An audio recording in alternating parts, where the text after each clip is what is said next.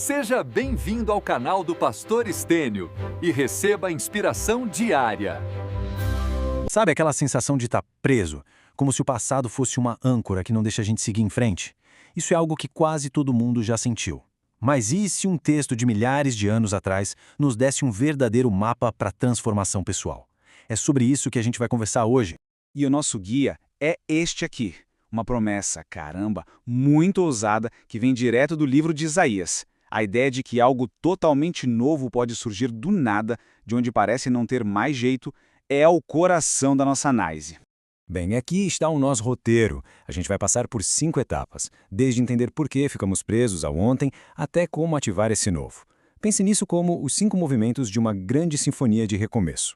Então, para começar, a gente precisa entender o contexto, né? Isaías estava falando com um povo que não estava só cativo num lugar. O pior é que eles estavam cativos nas próprias memórias, presos às glórias do passado e, por causa disso, simplesmente incapazes de enxergar um futuro.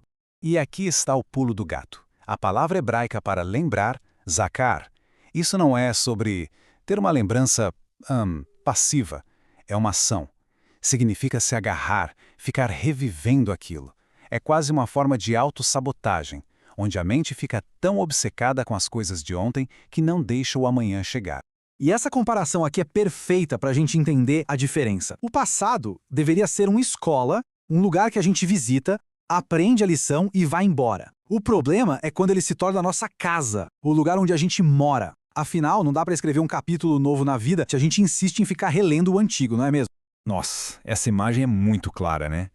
Tentar dirigir a vida olhando só pelo retrovisor, além de ser um perigo, é a garantia de que nunca se vai chegar a um lugar novo. É a paralisia do propósito. Ok, então como é que se quebra esse ciclo? Pois é, o próprio texto apresenta o catalisador para essa mudança. Uma promessa central de que algo completamente diferente, algo novo está surgindo no horizonte. A promessa diz, eis que faço coisa nova. Em hebraico, shadashá asa.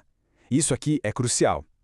Não se trata de uma reprise, de um melhores momentos do passado.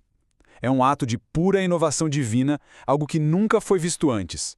A mensagem é que Deus não se repete, ele se reinventa.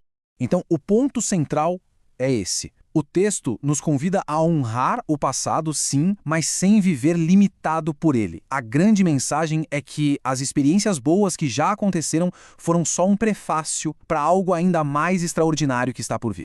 Certo, mas, na prática, como é que se acessa essa coisa nova? A próxima etapa é fundamental.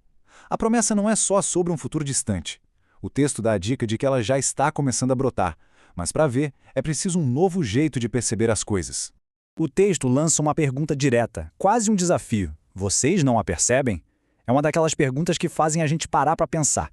Quer dizer, a ação já começou, mas será que a nossa sintonia está correta para conseguir ver?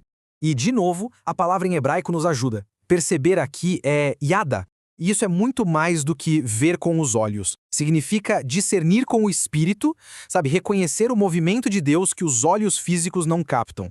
É a diferença entre olhar para uma semente e ver só um grão ou enxergar a floresta inteira que pode nascer dali. Às vezes, o novo já começou, mas o nosso radar de percepção está desligado. E essa citação resume perfeitamente a ideia. É como na história de Pedro andando sobre as águas. Aquilo só acontece enquanto ele para de olhar para a tempestade e foca no convite. O novo começa exatamente aí, quando o foco muda do problema para a promessa. Ok, então o caminho é deixar o passado para trás e abrir os olhos da fé. Mas, na prática, no dia a dia, o que isso quer dizer? A promessa se torna super concreta. Ela se manifesta como soluções em situações que parecem, sem esperança. O texto nos dá 2 metáforas muito poderosas. Para o deserto, que simboliza a falta de direção, a escassez, a promessa é um caminho. Para o ermo, um lugar estéril, sem vida, a promessa são rios que trazem restauração. É a imagem de Deus criando saídas onde não há portas e vida onde só havia aridez. E olha, isso não é só uma poesia antiga, não. Trazendo para a nossa realidade, um caminho no deserto pode ser aquela oportunidade de emprego que surge do nada. Rios no ermo pode ser a restauração de um relacionamento que parecia acabado. É a promessa de vida nova aplicada à vida real. E agora a gente chega ao componente final e talvez o mais ativo de todos. A promessa é poderosa, sem dúvida, mas ela não é passiva. Ela exige uma resposta, uma ação da nossa parte para se tornar realidade. O ponto crucial aqui é o seguinte: o novo de Deus não é ativado por um sentimento, por um desejo passageiro. Ele é ativado por uma decisão de fé. É uma escolha consciente de acreditar e, mais importante, de agir com base na promessa, mesmo quando as circunstâncias estão gritando o contrário. O exemplo de Abraão é perfeito para isso. A promessa de uma nova terra só se tornou realidade para ele quando ele teve a coragem de sair da sua zona de conforto. O novo de Deus exige movimento. Exige que a gente se levante e caminhe na direção da promessa. E essa frase resume a essência da fé em ação. Não se trata de ter todas as respostas, de ver o caminho completo. Se trata de confiar o suficiente para dar o primeiro passo. E é esse passo, esse movimento, que inaugura um novo antes mesmo que ele seja totalmente visível. E aqui está a grande revelação de tudo isso. Esse novo tempo sobre o qual o texto fala não é uma data no calendário. Não é o ano que vem ou o mês que vem. É um estado de ser, uma dimensão espiritual que pode ser acessada a qualquer momento.